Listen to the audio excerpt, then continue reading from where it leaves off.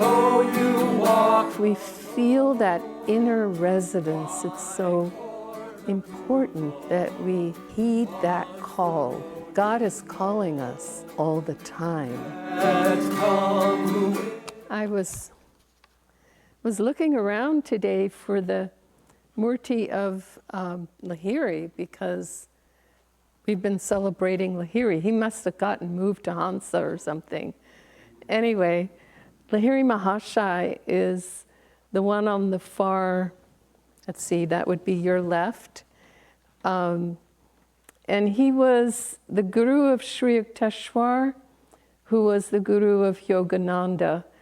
So, but Yogananda did make contact, physical contact with Lahiri at birth in his lifetime, and his parents were disciples of Lahiri Mahashai.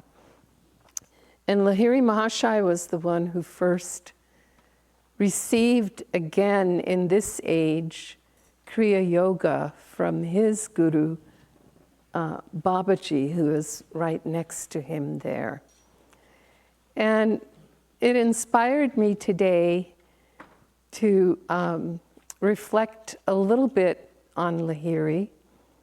First of all, Yogananda, whose teachings we practice here, he felt the, the motivation to write his autobiography of a yogi was to tell the world about the life of Lahiri.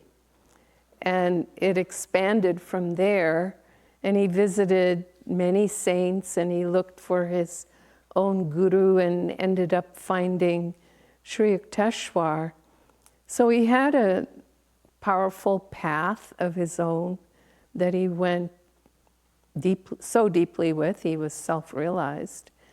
But he also visited other saints, and both in India and on a journey from the west back to the east, along that way, Western saints as well, because as was illustrated in the story about Gyandev this morning, he recognized that the same God is reflected in all of these saintly souls.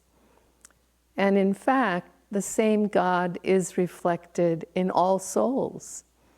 And so I want to go a little deeper with that, but first share a story that I read about a disciple of Lahiri.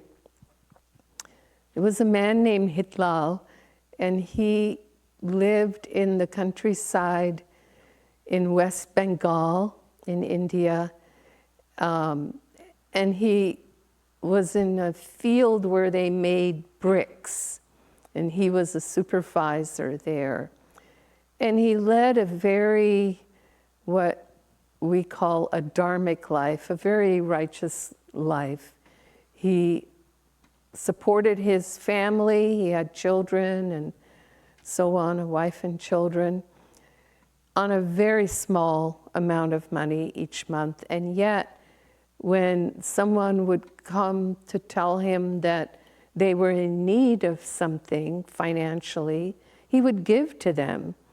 And it meant that the family went without that month. But he nevertheless, he was so generous, he didn't think that way. He only thought about naturally giving when somebody's in need. And he had an inner life. He would sit along the river Ganga, the Ganges, and contemplate and meditate for hours on end. But he didn't know that he had a guru at that point. And so he didn't know he had a path, right? This is finding the many pathways that we have. And so one day he was at work and he felt somehow frustrated that there was something missing in his life. He didn't know what, but something was missing. And so he said, I need to do something about this. So he left, and he felt like he needed to go somewhere, and he started walking, and he got to the rail station, and he went up to the little man behind the booth selling tickets, and he said, I need a ticket. And the man said, well, where do you want to go? And Hitlal said, I don't know. This is the money I have. Just give me a ticket.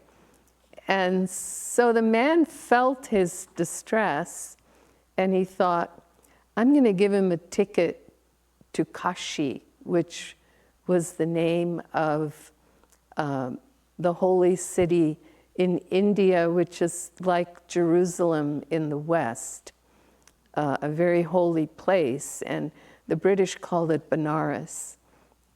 And I think we call it Varanasi today. So anyway, he took the ticket, and the little man who sold it to him said, may God bless you on your journey. And he went by train to Kashi, and he remembered en route that there was a section of Kashi where Bengalis lived, and he was from Bengal. So he asked directions and walked to that section when he got there, and he still didn't know what was drawing him there, but in any case, this very calm-looking man came out of one of the homes and said, you know, why don't you come with me? And Hitlal says, well, I don't know you and you don't know me. And the man said, you need some rest, you need a bath, you need some food. When you're all done with that, we'll talk about it. And so he arranged for this young man, Hitlal, to get all of that. And when he was finished, he came out of the room, and there was somebody standing there, and he asked that person, who is this man? And that person said, it's Lahiri Mahashai. And he had heard of Lahiri Mahashai, but he'd never met him. And so Lahiri invited him into the sitting room, and he said, the time for your initiation has come, and that's why I sent for you. I brought you here.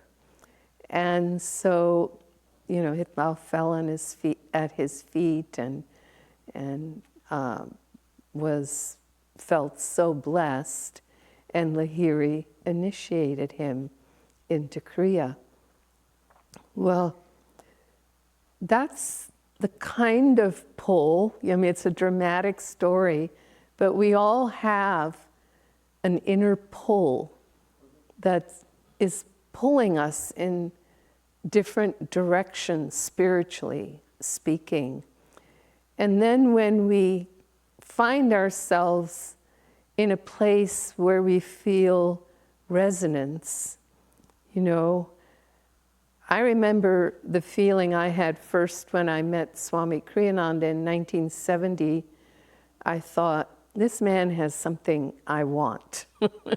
You know, peace, joy. He was calm and centered. That's what I wanted.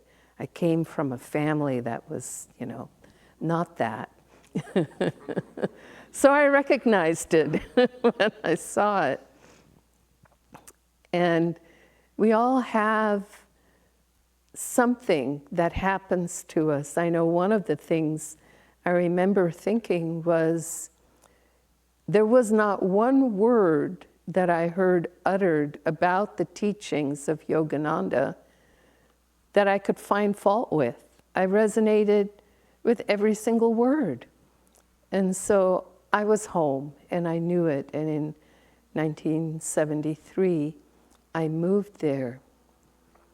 But it's not easy to walk our path. I love that you all sang walk like a man, go on alone this morning, because that's really the theme of this subject. Many are the pathways, but to walk our pathway, sometimes we're going on alone. And in reality, there are no two paths that are the same. Even when we're on the same spiritual path, each of us have a unique expression of that path. I like to think of it this way. If you had these giant glass jars and they're filled, each of them, with some amount of M&Ms or something, so you can see it clearly, they're all going to be different. You know, they're not going to be the same amount. We all have different karma. And to the extent of our karma, we resonate more or less with different aspects, even of the same truth teaching, and have different, slightly different expressions of it. And that's good. Diversity is good. We cannot walk lockstep, you know, all in the same direction. If we try, we go against our own natures.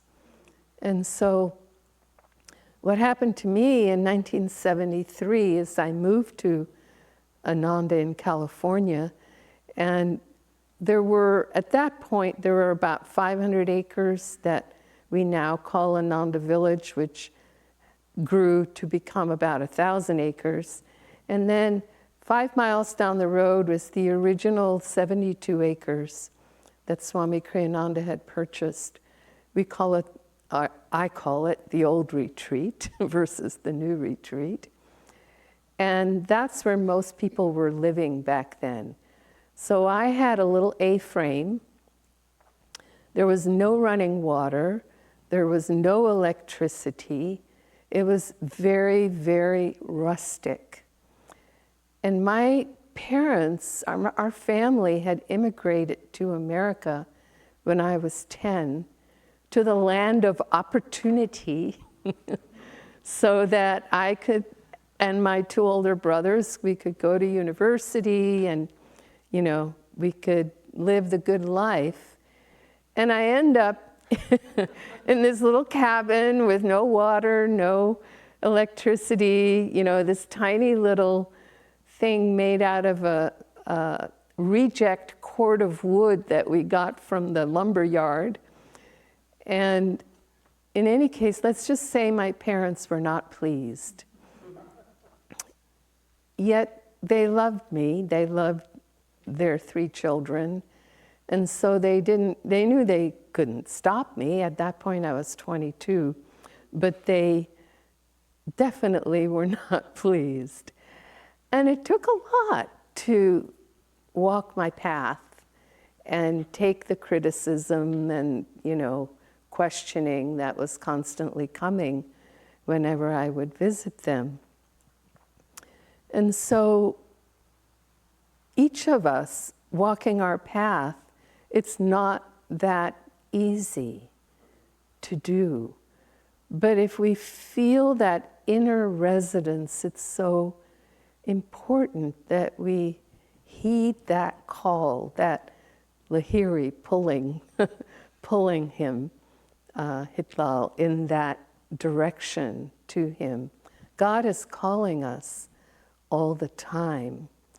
And we can't walk somebody else's path. People try to do that. But the reading this morning, I'm going to just read the exact words. The pursuance of another's duties is fraught with spiritual danger. So when we try to do it the way somebody else is doing it, you know, it backfires. It may not in that first moment, but it will in time, because we're out of resonance with our own nature. There are as many paths as there are souls when we look at it that way, climbing up the mountain of God realization, or not. I mean, my family was ranged from agnostic to atheist. But they were good people. So, eventually their souls would get there, but until then, it was sort of a limited perspective on life. That's why in the prior age, tribalism was so dominant, because people would hang out with those who did the same thing, and then that's how they lived back then. We're not in that age any longer. My good friend Davy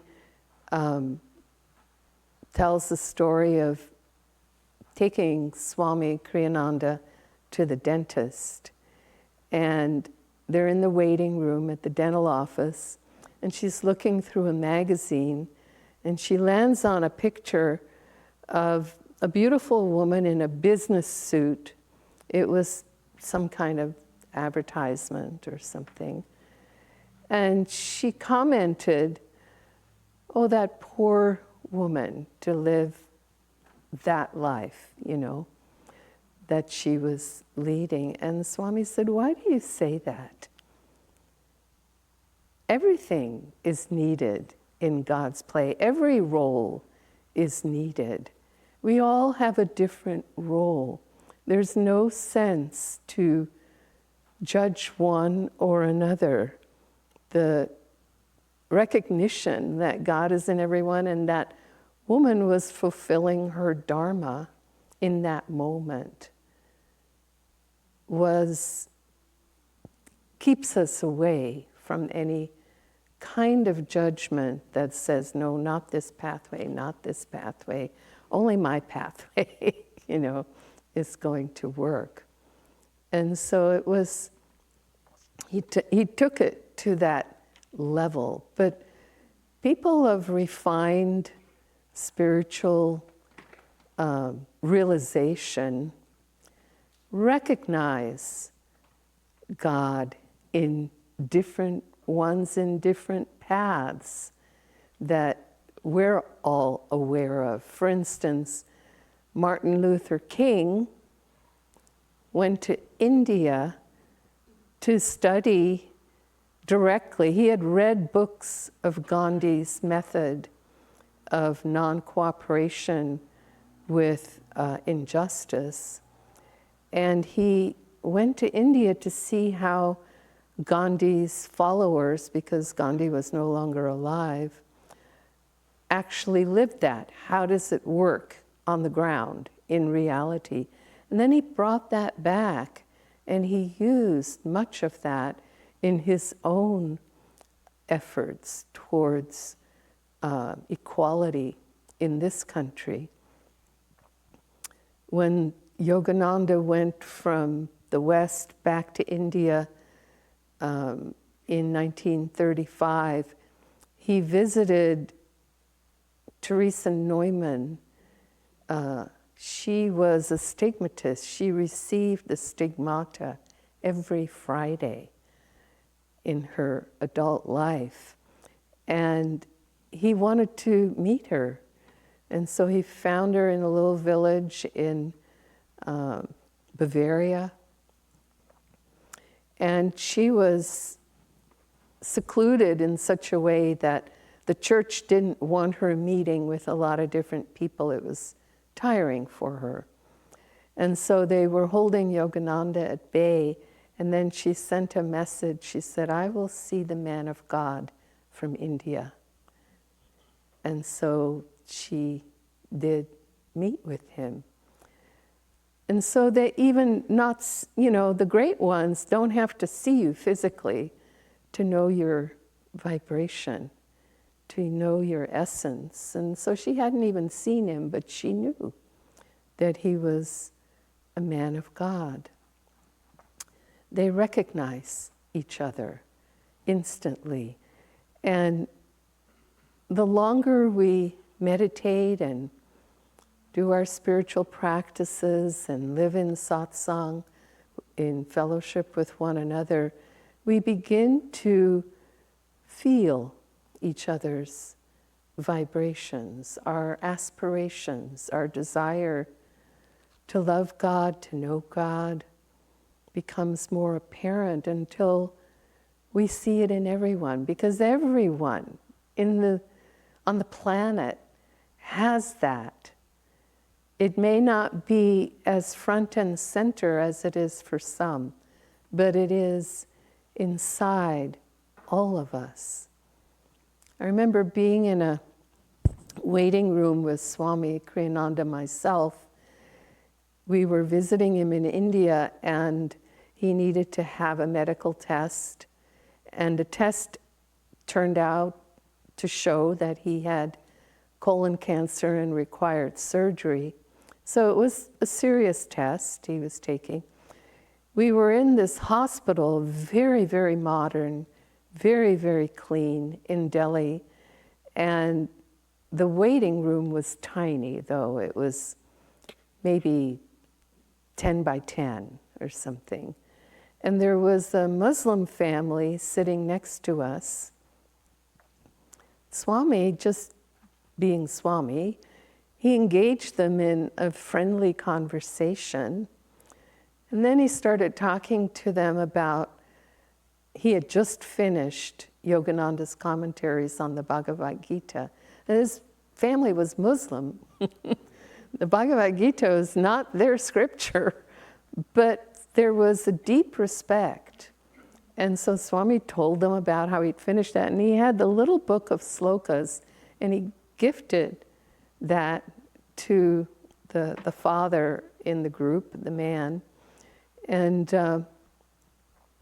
they were just thrilled. And then Swami burst into song. He remembered Yogananda singing Bengali Divine Mother love songs. And he remembered each word from that time, and he started singing.